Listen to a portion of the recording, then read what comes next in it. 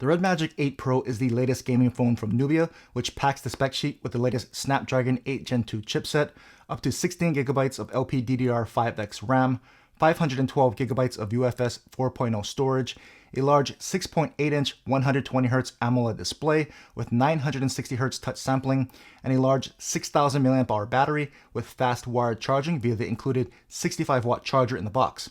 With prices ranging from $649 to $799, is this the fastest phone on the market for the money? Let's check it out. How's it, Grant here, and this is my review of the REDMAGIC 8 Pro, which I've been using for about a month now. And so before going any further, a big thanks to Nubia for sending this over for me to check out, review, and share with all of you. And so with that out of the way, this may be a long video. I'm going to go quite in depth on the phone. So time codes will be available in the video description if you just want to jump to the sections that you care about most. So first off, with the hardware and design, let's bring in the REDMAGIC 7 from last year. You can see how it compares. And note the case that's on the REDMAGIC 7 that came with it last year. It's really form-fitted to the phone and has that overall design aesthetic of the phone. And so this year, Nubia is giving you a case, but it's more of this clear shell plastic style case that's open on both sides. So not quite the same quality case here that you got from last year, but you are getting the phone for a pretty good price. And so actually taking the case off the phone, you can see this is both the transparent versions obviously in each, and you can see how they changed the design aesthetic from last year to this year. So more of the rounded corners on the REDMAGIC 7 to the more boxy squared off corners on the REDMAGIC 8 Pro. Same thing with kind of the edges and the frame here, a little bit more rounded on the edges of the frame, much more flat on the REDMAGIC 8 Pro, but they did keep that red gaming button. So you see there, texturized red anodized aluminum gaming button, which is cool. So at a flip of a switch, you can access all your games and enter in game mode. So that's kind of how they both compare. You still have the available LED fan on this model here as well. But on this here, you'll note that this is the void version is what they're calling the transparent. It also comes in a matte black. And this also, beyond the see-through glass back, you have this kind of black matte aluminum frame, which does look very nice. REDMAGIC is calling this a quote-unquote aviation aluminum frame. And so this is more reminiscent of the Razer phone. If you remember that phone, really had that boxy look with these kind of matte aluminum sides and sharp corners. Definitely a very solid build here as well. So that was one of my first impressions of this. On this void transparent version, this again is the 16GB of RAM, 512GB of storage, like I said in the intro. The matte black version is the 12GB of RAM and 256GB of storage. So just be aware of that if you go with the matte black. And this does not have expandable storage. So you're gonna wanna make sure you get the storage option that you're gonna need, especially if you're gonna load it with a lot of games. You're probably gonna wanna go with this void version with more storage. Checking out the rest of the phone, on the bottom, you have one of these stereo speakers. Here you've got the Type-C port, you have one of 3 different microphones, and you've got the dual SIM card tray. Again, no SD card support, so get the storage that you're gonna really need. And on the right-hand side here, you're gonna have the red anodized aluminum switch that's very texturized, which is really nice to enter your game space. And you have a second microphone, the power button, one of 3 different cooling vents for their cooling system, and these touch capacitive triggers here. You can see one here and one there. So dual capacitive triggers, 520Hz touch sampling is what you're saying on these touch capacitive triggers there. On the left hand side, you have the second of the 3 vents there. You also have your volume rocker, and on the top, you're gonna have a second speaker up top here. The third microphone, along with a 3.5mm headphone jack that does support DTS X Ultra sound. That's meant specifically for gaming. That's what that X Ultra on that DTS really means. And on the front, it comes with a pre-installed glass screen protector, which may be tough to see here on camera, but there is one, which is nice. That comes pre-installed with one because it may be tough to get some aftermarket accessories with this. NFC is included, so if you need tap to pay or NFC functionality, it is supported on the device. There is no official IP rating due to the cooling vents, obviously, so there's going to be openings on this device. It can't be fully sealed, so obviously no official IP rating. There is also no wireless charging, so if that's important to you, just be aware there is no wireless charging, although like I said in the intro, it does support that 65-watt fast wired charging, and it's really fast, so really wireless charging may not be the end of the world if you don't have it because of that fast wired charging. And it does come with a triple camera array on the back here. So the top one is going to be the ultra wide angle camera, which is an 8-megapixel shooter with 120-degree field of view. The middle sensor there is the main sensor. That's the Samsung GN5 sensor. It's a 50-megapixel shooter, and it's the same sensor that's pretty much on the S23 series from Samsung. So a really good main sensor. And then you also have a 2-megapixel macro camera there on the bottom. And on the front, you do have a 16-megapixel under display selfie camera. So it should be right in the middle right there, but they did a really nice job hiding it underneath that display. So it gives you a really nice uninterrupted full screen display because of that.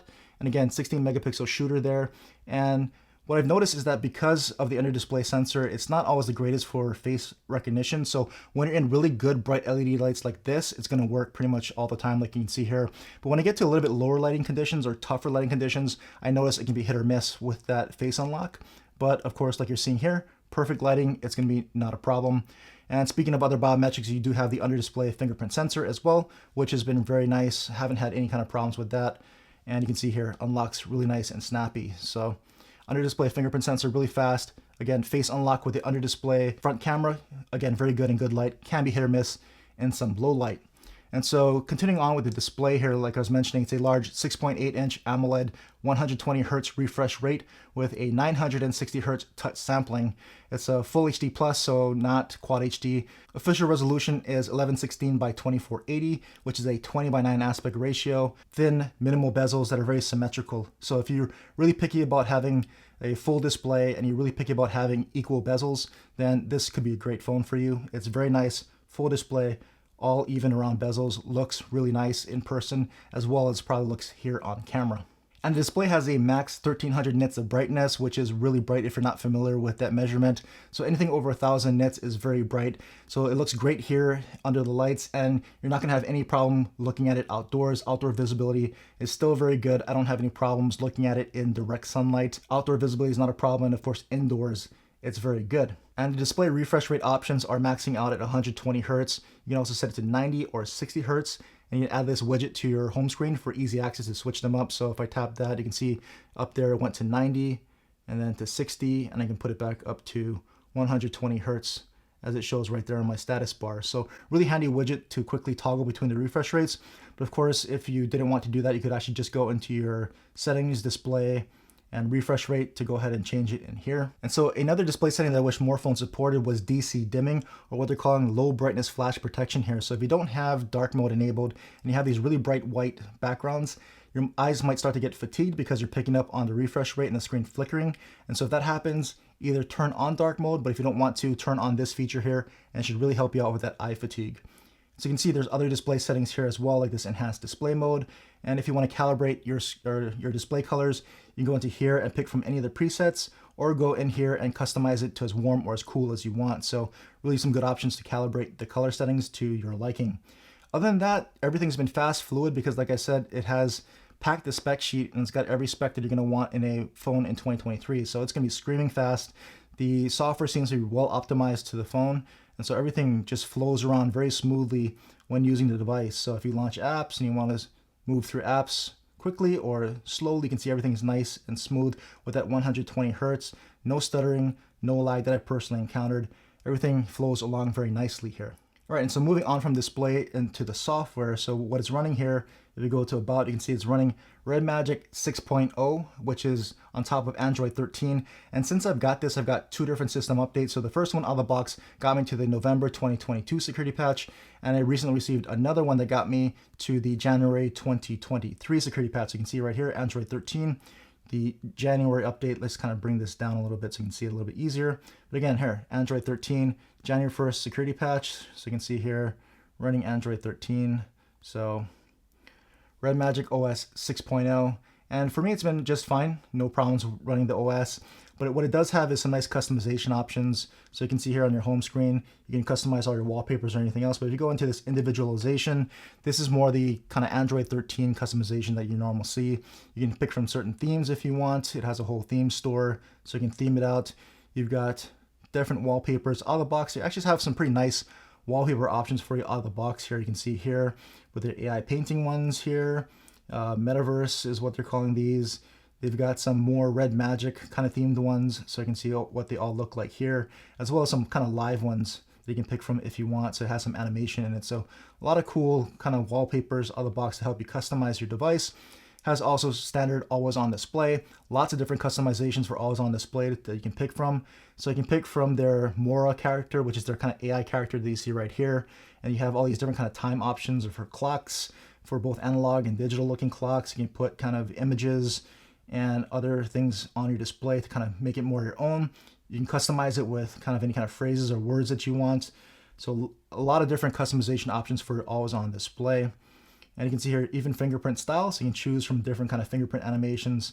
So tons of customization options here. But probably one of the cooler customization settings is this light strip setting. So if you go into here, it basically will light up the back of your phone depending on what you have it set to. So if you want to have it as your notification light with your phone face down, you can actually set it to a different set of colors or a different style of kind of pulsing. So you can have it breathing if you want, like I do. And then when you go to the back, you can see it kind of light up here on the back based off of whatever color you want and with whatever kind of effect that you want. And you can do this with phone calls as well, or when you charge, you can have it kind of going through so you can see it physically. If it's charged or not, it'll kind of have a different kind of pulsing and it'll go steady state green when it's fully charged.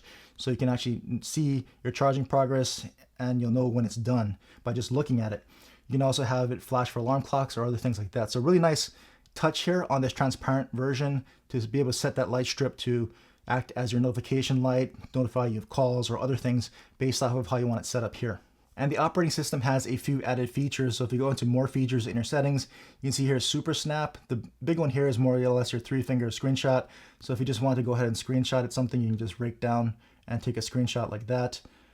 You also have other things around split screen. So it just shows you how you can split screen. So if you want to, there's actually a split screen here from the quick settings menu, so you access your split screen that way. Pick another app and you can split screen it there, or you can just go into your recents menu, hit that to get a split screen going and split screen it that way as well. And another feature is this free window is what they're calling it. So this basically puts any application that supports it into a floating window. So if I was in something like Twitter, I'll just take 3 fingers and swipe up from the bottom. You can see it put it into this more or less floating window.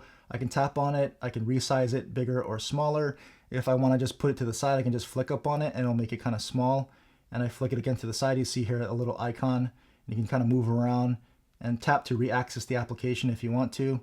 And I can go ahead and resize it again. I can tap here and move it around the screen if I want to, and just drag this all the way down to make it back to a full screen application again. So if you want that floating window functionality, that's there as well. And then you also have a one-handed mode here. So if you're in navigation, swipe navigations like this, by default, it's going to be set to Google Assistant. So typical like Android 13, if you swipe up from a corner, it'll access the Google Assistant. If you want to change that to be more like one-handed mode, then you can do that. And then now when you swipe up from a corner, it'll go into one-handed mode. You can move this around to whatever side you want, like that. So that's how you would access one-handed mode with gestures. And then in the quick start settings here, you have double click to light up. That's more or less my favorite. You have other things that lift to light, which I turn off to save some battery. I find that more annoying to me. But when you have the double click to light up, you can actually double tap the screen here and it'll light up the screen. So it'll turn it on that way. So easier way to just kind of double tap. And if you have combined things like face unlock, it's a quick way to unlock your phone. And then you also have this turn on the flashlight with the screen is off. So if you have that enabled, if you just press and hold down on the volume buttons with the screen off, then you'll notice that the flashlight will turn on. Press and hold the volume down button and I'll turn it off. So that's a quick access to your flashlight, which is nice. And of course, like a lot of phones, you have quick access to your camera if you want to double press the power button when it's off. So if I just have it off and I quickly double tap the power button here, it'll launch the camera app. So that's typical for a lot of phones, but if you want a quick access to your camera, then that's another way that you can do it there.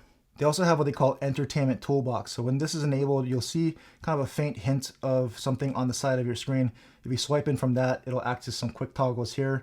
So they have some features for you to quickly make a GIF, do a screenshot, screen record, or any other things. You can add other things to this if you want. So quick access to applications, if you want to quick launch them, you can do that through what they're calling the Entertainment Toolbox there. If you don't want it, you can always just disable it.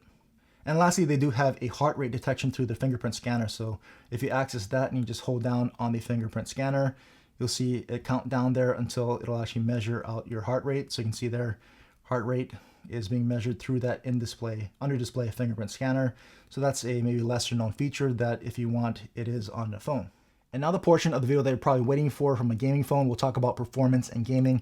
So like I said before, this is powered by the Snapdragon 8 Gen 2 chipset. This is clocked at 3.2 gigahertz, and the claim is 42% GPU performance improvement and a 50% more efficient for power. And they also have some custom things like their Magic GPU for image enhancement to help increase frame rate stabilization while gaming. And they have their own custom, what they're calling Red Core 2 chipset, to help offload some gaming tasks from the Snapdragon 8 Gen 2. So things like audio processing, haptic feedback, and RGB lighting while gaming. really helps make things more efficient for the Snapdragon 8 Gen 2 by offloading some of those tasks. All that combined with the specs around 12 or 16 gigabytes of LPDDR5X RAM, and that X means that with the claim that it basically is over 100% faster than standard LPDDR5. It also has that 256 or 512 gigs of storage, and it's UFS 4.0 storage, so it's going to be nice, fast, and snappy. And again, like I said, no room for expandable storage, so definitely get the storage option that is right for you. So with all those specs and customizations combined, you're going to get a very fast and snappy phone. The gaming experience is going to be fast, fluid, and it's just going to be great. And they further maximize the performance of that Snapdragon 8 Gen 2 with their own custom cooling system that they're calling the ICE 11 cooling system. So like I showed you before, it has vents on either side, along with that RGB cooling fan to help dispel heat. So not just passive cooling, but they have active cooling. And as far as passive cooling, they have what they're calling a 10-layer heat dissipation. So things that help to dissipate heat passively, like a 3-dimensional vapor chamber cooling plate that they have added, an upgraded layer of graphene under the screen. They also have a copper foil in here, and a whole bunch of other things that I'll try to throw up on the screen. They can see for that 10-layer passive heat dissipation to combine with that active cooling system that they have with the fan and the actual vents on the sides. And if you're wondering about benchmark scores, I'll throw them up on the screen, but they scored very high. One of the fastest phones I've tested this year, if not the fastest. And on a 3D Mark stress test, which is a 20-minute test that runs and hammers the phone, it scored a 98% stability. So there is zero throttling on this phone. The specs combined with the passive and active cooling keep this thing performing very, very well. You're not going to have any dips in performance while you game. Also, like other REDMAGIC phones, you have their game space, which you can quickly activate by flipping the switch here. So this will basically a game launcher, what they call in game space, and this will immediately come up and you'll see all your games listed so you can quickly start playing them. Your most recent game will be here, so you can easily immediately start that game. And you can also activate the fan here. So if you tap that, you'll see the LED fan activate, and this will generally come on automatically by default when it detects a game. You can turn that off if you don't always want it to automatically come on when you play a game. And if you go into here, you'll notice you can scroll through some other added things. So if you have game plugins, you can do that here. But they also have this Mora, which is their AI character that you see here in the figurine, and they've added a bit of augmented reality with this. So if you tap here, you'll notice that the camera will activate and you'll see the Mora figurine there. And then what you can actually do with this is kind of just play around and place her in different places. So you can do this and just flip her around. You can actually move her in the space that you want. You can actually go ahead and make it smaller or larger. So just a bit of augmented reality, and then you can go ahead and snap that picture. So if you want to kind of place around things, you can do that. But just a little bit of demonstration of some simple AR from REDMAGIC there with that Mora AI character. All right, so notice I launched Genshin Impact and the LED fan came on automatically. Again, you can disable that if you don't want that. But to activate the kind of your quick toggles here, you just swipe in twice while playing a game. You can see a whole bunch of different settings here and quick toggles at your disposal. So you can see here, if I go to the top, I can control my Wi-Fi, my refresh rate. I can toggle between the different refresh rates. I can actually start a screen recording if I want to. So if I'm trying to record a portion of the game, I can immediately start a quick screen recording. I can toggle the fan on and off. A whole bunch of different things. You can put on Do Not Disturb if you don't want to be disturbed while gaming. So a lot of quick toggles there. You can also go ahead and actually launch applications if you want to. So they'll kind of come up in a small window here. So if I want to check out Twitter while I'm gaming a bit, I can do that. And then you can go ahead and just tap this and then move it around and then just actually put it away if I don't want it. So if I go here, I can just remove the app. Other things, if I bring it back, swipe in twice, you notice here it also controls kind of the performance overall. So if I don't want it here, I can actually go to balanced or eco. This is kind of the max performance right now, which I tend to leave it at. And you got a whole bunch of additional toggles here if you want to as well to control and set up your actual shoulder triggers here. So these capacitive shoulder triggers, you can see single tap, left or right, what you want it to do. And you can see where they're placed here. So you just move these around on the screen to wherever your on-screen controls are and what you want to control. And so that's how you can set up those shoulder triggers there. I don't want to move it because that's where I have it set up for this game. But you can see here, you can control it to do whatever you want on a single tap, on a long press. If you want to do rapid fire or any other things, you can control that here. And that's how you would set up those shoulder triggers. And you can save this per game. So you can have it different locations to control a bunch of different games. So if you're wondering, that's how you would set up those capacitive shoulder triggers. Now moving on to speakers and audio, because I think audio is a very important component to the gaming experience. And like any gaming phone, it should support wired headphones. So you can see a 3.5mm headphone jack, which is nice. It supports DTS sound. So if we go into our settings here for sound, but first we'll plug in some headphones. So let's grab some here. We'll plug this into the headphone jack, because when we go into our sound preferences, that enables this sound effect options down here. Without the headphone plugged in, you're not going to have this option. It'll be grayed out. You do have high definition audio, which is nice, and that's also supported in just Bluetooth audio if you need that. But for wired audio, you do get this DTX X Ultra, and the X Ultra is just their support for more gaming audio. So that's what that X Ultra means. And they have some presets here. And so I've tried out the presets, and basically what I found is that for movies, it really cuts down the low end with an emphasis on the vocals. If you go with music, then it's more heavy on the bass. And for gaming, it further cuts down on the low end, so which kind of makes sense as far as those presets are concerned. But if you're wondering how they sound, that's my personal experience with those different presets and how they sound to me. This also supports Bluetooth 5.3 if you're curious about what Bluetooth version it does support. And besides the wired audio options, you do have dual speakers, like I said before, one at the top. You've got one here at the bottom. So really nice loud dual speakers, and they support 384 kilohertz audio. And so again, you can also enable the rear RGB lights while you're playing any kind of an audio, so whether it be music, videos, any kind of a sound. You can have the rear lights, RGB lights light up, and it'll pulse to the sound of that audio. And as far as the speaker quality, I find them to be very loud. They are strong mids and highs. They do claim rich bass, but I find rich bass hard to come by on small speakers on phones, on pretty much any phone. I have heard more richer and fuller sounding speakers, but as far as these, they are definitely very loud, and like I said, strong mids and highs. What's interesting is that there is music in their game space that actually does come across as more full bass. So let's go ahead and play some audio samples and you hear what I'm talking about.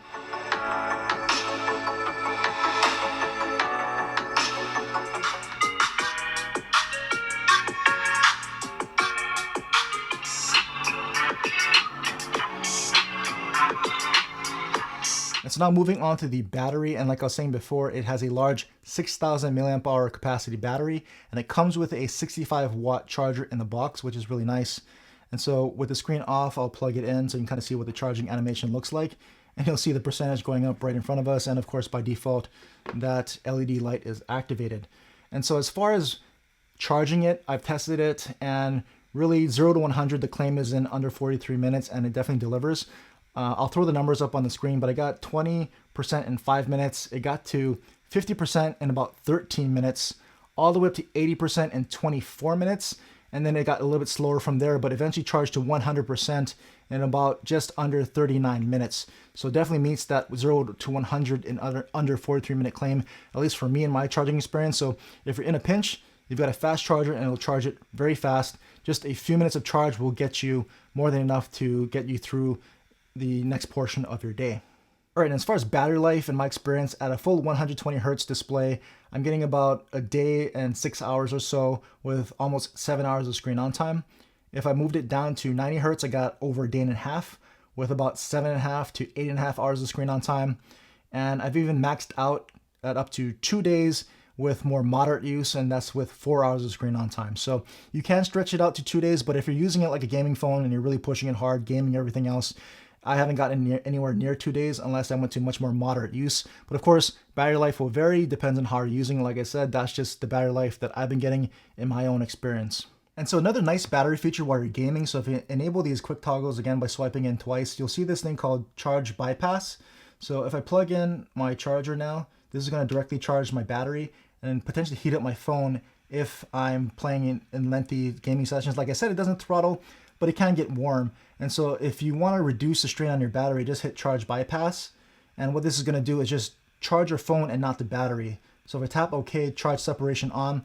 Now this is just charging and providing power to the phone. It's not actually charging and increasing the heat on my battery. So that's a very nice feature for all you gamers. And when you're gaming, just use that charge bypass and you won't have to worry about excess heat on your battery. And now moving on to the cameras, which is probably not the most important feature on a gaming phone, but if this is going to be your only phone, you are going to want a decent set of cameras, and they actually do have a pretty good main sensor in here. So like I said in the beginning, the top is your 8 megapixel ultra wide angle sensor, which is a 120 degree field of view.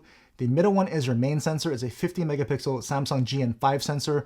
So like I said, it's the same sensor that's on the Galaxy S23 series. So a very good main camera. It does not have OIS, at least it's not on the spec sheet. And the bottom one is a 2 megapixel macro camera, which actually has some interesting features that I'll talk about. And of course, you do have your under display 16 megapixel selfie camera that you can't even see, which again, quality isn't that great. I'll show you and talk more about it in a bit. But if you go into the actual camera app here, you can see it has all your basic modes for photo. You've got video mode, you have a night mode, portrait shots for that kind of fake bokeh or background blur. And you can actually control that here with the aperture. So you can actually control your f-stop on portrait by hitting aperture and using the slider. So more blur or less blur. And then of course you actually do have pro modes. So if you go into pro mode, you do have control over all the typical settings around shutter speed, white balance, ISO, your overall exposure, if you want to go into manual focus. And if you want to do the same thing for video, just toggle the video button and you have pro video camera features here. All right, and so you have additional camera features. If you go to camera family, you can see them all here. You have star trail, light draw, document, time lapse, a whole bunch of things that I generally won't use, but if you want to use full size, that's when I would. That's full 50 megapixels. So if you don't want to pixel bin it down, you want to get the full 50 megapixel image, that's how you would do that. I only recommend that in some really good lighting. And the other one maybe is macro. So this is how you enable your macro camera. And I normally wouldn't suggest that you use a 2 megapixel macro camera, but this one's kind of cool as far as this upper right bubble. It does feature focus peaking. So it shows you red or green and to know that, so you can know if you're in focus or not. So that helps as you get closer to a subject. It's tough to really see in the viewfinder if you're in focus. Focus peaking takes all the guesswork out. And of course, if you go into your pro mode here and into your settings, you'll see peaking focus right here. That's focus peaking, make sure that's on. And in pro mode, you actually have that as well. So you can see here, if I start to control my focus, you'll see it kind of red. And as it gets out of focus, it's not. So as I get more in focus, you can see the lines kind of become more visible and you can tell that it's more in focus. So if it's tough to see through the viewfinder, use focus peaking to make sure that your focus is right. All right, so that's just a quick tour of the camera app. Let's go ahead and take a look at some actual photo and video samples.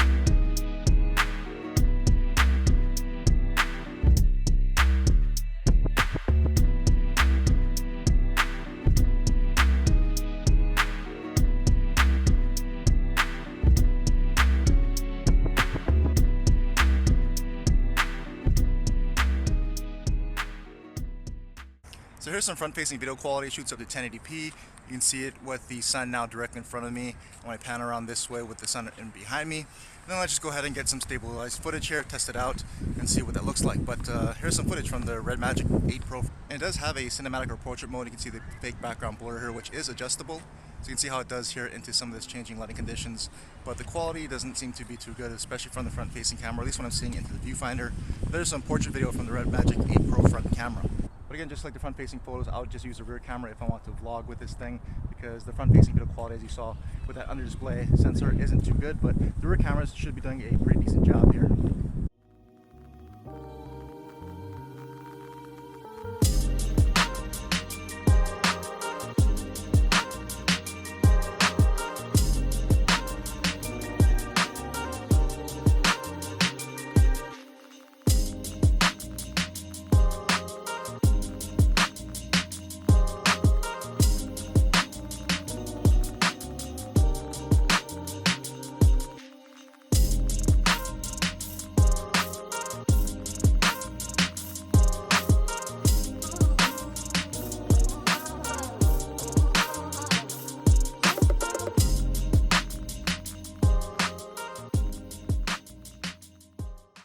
Alright, so here's a rear video test of the REDMAGIC 8 Pro. So this is at 4K 30 frames per second, and this is the main camera. There's no recording from the ultra wide for whatever reason. But you can see it's doing a pretty good job in low light here, especially with that tree line, and really emphasizing that because it's pretty dark against that background sky. And overall not too bad as far as that really bright street light, but if we pan this way we'll start walking and we can start to see the stabilization. And it's nice to see that it is stabilized at 4K, although how good the stabilization is, especially in low light, we're finding out right now. And we'll also see how it does in a lot darker conditions here. So obviously that was a lot of light. We'll walk over to a much darker area here so we can see how it performs in more difficult lighting situations. And yes, there's a really bright street light right there. But we'll go ahead and stop here and pan up into the night sky so you can see some of the light pollution from that light. But if you pan this way, it's much darker down this alleyway, so the light's not affecting it as much. And it's still much brighter than what I'm seeing with my own eyes, but considering I was trying to crank the ISO and brighten things up, you saw some focus hunting, there's not as much artifacting or noise as I thought there would be. So there's a quick 4K video test here in some low light.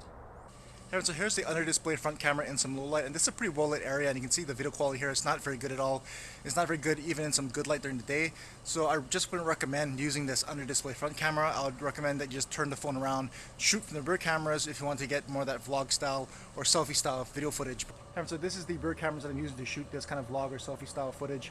So as you can see, it should be looking a lot better than that under display front camera. So this is what I recommend you do. Just turn the phone around. It's really easy to align. The camera has a wide enough field of view that you shouldn't have a problem keeping yourself in frame. It's also got some pretty decent stabilization, and overall you can see the picture quality should be looking a lot better than what you saw from that front-facing under-display camera. And even if we turn it back around into some bright lights, it's going to handle that a lot better than the other camera did. And even in this darker area here, you should see a lot better quality footage. So let me know what you think about the rear camera, and I wouldn't be afraid to use this as any kind of a selfie-style camera if I want to capture any kind of vlog footage of myself. So there's a quick comparison with the front-facing camera and these rear cameras for video in low light. Next, moving on to overall connectivity. So this does support Wi-Fi 7, and so I've got it connected to my home internet Wi-Fi. And so Wi-Fi speeds are about on par that I'm seeing from other phones, about 400 megabits per second down, which is what I'm getting on other phones. And I'll get about 40 megabits per second up on my Wi-Fi, which is again on par that I get with other devices. I've also tested this on T-Mobile via US Mobile, and this does have band N41 for 5G speeds, and I can get 5G on it. You'll see the 5G indicator at the top, and I do get some decent speeds, about 180 megabits per second down on 5G, which is a little bit slower than other devices made for the US market. I'll get anywhere between 200 and 300 megabits per second down on 5G on those devices. But it does pick up 5G on band N41, speeds are decent. I do get the same upload speeds though on 5G, about 45 megabits per second up, which is on par with other phones. So just the download speed can be a little bit less than other phones on 5G, but you can connect to 5G if you have band N41 in your area. And as far as cellular connectivity and features, you can see voice over LTE is working for me here. Again, this is US Mobile, which uses T-Mobile towers, at least in my area, and of course voice over Wi-Fi. So if you want Wi-Fi calling, you can use that here. You can see it enabled. And so my experience with just cellular connectivity and phone calls, I haven't had a problem. So especially with voice over Wi-Fi or Wi-Fi calling, if you don't have a strong cellular signal indoors, you can use Wi-Fi calling. So cell signal and overall call quality, I have not had any real problems here, at least in my area.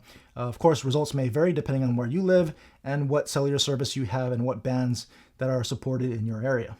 And so that's my complete review and rundown of the REDMAGIC Pro after using it for about a month. Everything I could think of to share with you as far as what the phone can do, its capabilities, and my general experience. If you have any other questions or comments about the phone that I didn't answer, leave them in a comment down below and we will engage down there. And as always, thanks for watching.